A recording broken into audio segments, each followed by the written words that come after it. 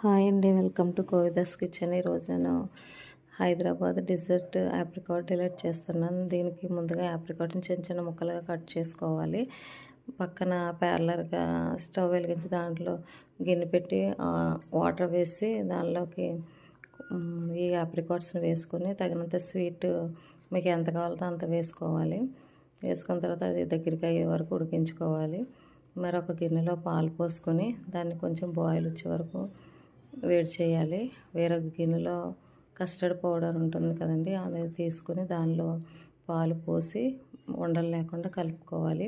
కలుపుకున్న తర్వాత ఈ పాలు మరుగుతుంటాయి కదా, మరిగిన దాంట్లోనికి షుగర్ వేసుకుని దానిలోనికి కస్టర్డ్ పౌడర్ మిశ్రమాన్ని కలుపుకోవాలి.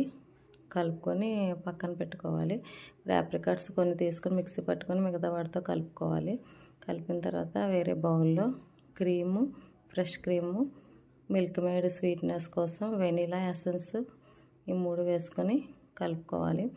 కలిపిన తర్వాత ఇప్పుడు ఒక బౌల్లో బ్రెడ్ వేసుకొని దానిపైన షుగర్ సిరప్ తెలుసు కదండి, నీళ్ళు బాయిల్ అయిన తర్వాత షుగర్ వేసుకుంటే అదే షుగర్ సిరప్ అవుతుంది.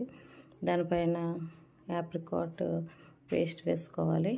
దానిపైన మళ్ళీ ఇంకో లేయర్ బ్రెడ్ వేసి దానిపైన షుగర్ సిరప్ వేసుకొని కస్టర్డ్ పౌడర్ కలిపాం కదా మిల్క్లో, ఆ మిశ్రమాన్ని వేసుకోవాలి. వేసుకున్న తర్వాత దానిపైన milk made, fresh cream, vanilla essence వేసిన మిశ్రమాన్ని కూడా వేసుకొని దానిపైన లాట్స్ ఆఫ్ పిస్తా అండ్ బాదం ఇవి 2 క్రష్ చేసుకుని వేసుకోవాలి.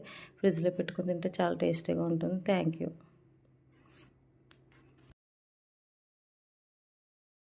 ఇవాళ మా మమ్మీ ఆప్రికాట్ డిలైట్ చేసింది గైస్. ఇప్పుడు టేస్ట్ ఎలా ఉంటుందో చూద్దాం.